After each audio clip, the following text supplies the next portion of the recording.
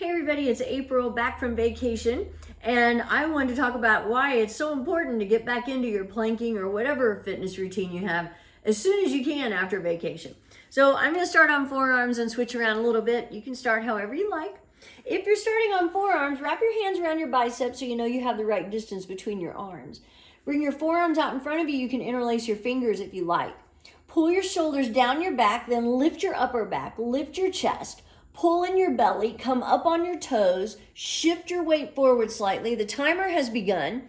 And then you want to do all of that again. So we're going to press into the floor again, actively separating your shoulders, broadening your upper back.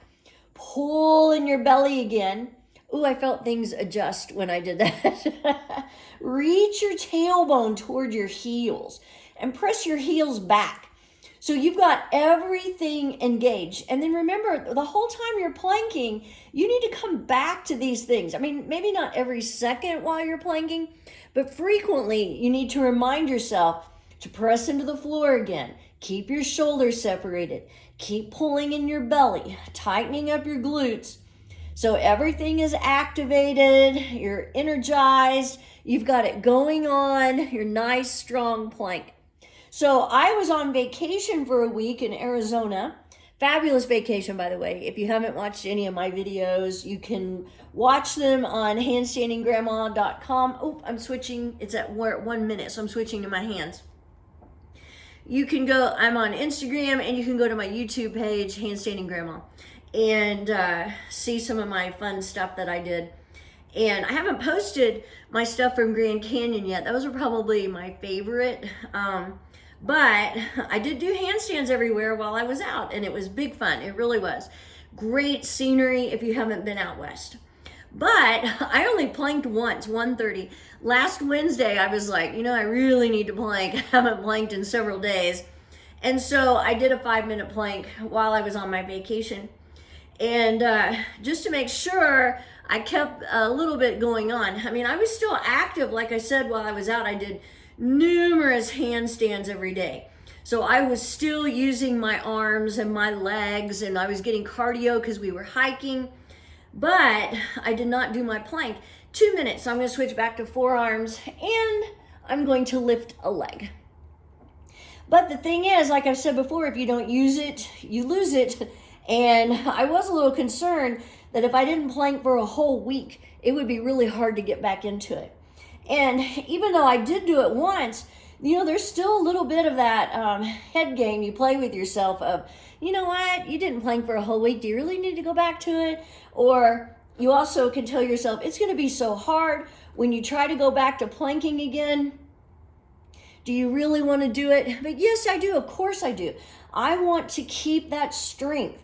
I want to keep working on my core. I want to keep working on that cardiovascular part that you get from planking. And so, it's very easy though, after you miss a week and you've been on vacation, maybe you were still active, but you weren't doing your same workout for that whole week.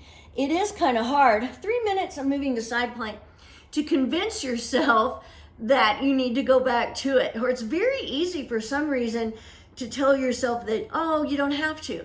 And you do, you really do.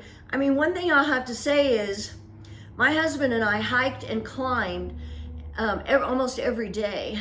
And I was out of breath a few times, but I know it was because I practice hot yoga regularly and do my planks that I was able to do those hikes without having any special training.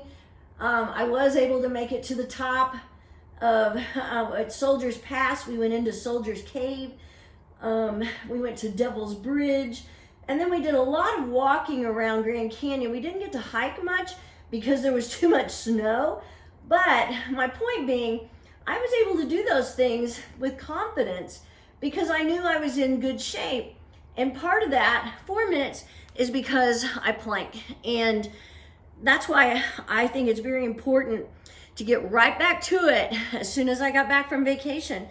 That I knew I needed to get right back into my planking. So tell yourself that if you go on vacation, maybe you give yourself a break where you don't plank the whole time. That's okay.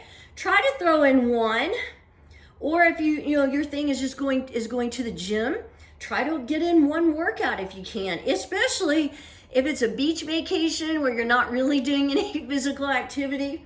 I love those kind of beach vacations. I really do. Where mostly what I do is lay on the beach. So those in particular, you want to try to throw in something while you're on vacation. And even if you don't, get right back in it when you get back. That's how you're going to maintain and not lose it. You always want to use it or lose it. Okay, we're coming up on 5 minutes. I'm doing better than I thought I would. I thought maybe I'd be a lot more out of breath. Especially because when I did my plank at the hotel last week, I just listened to music and held it for 5 minutes. I didn't talk. And that makes it a little more difficult. 5:15, but I made it. I did it. Had a great vacation, but I'm glad to get back to my planking. Have a great day.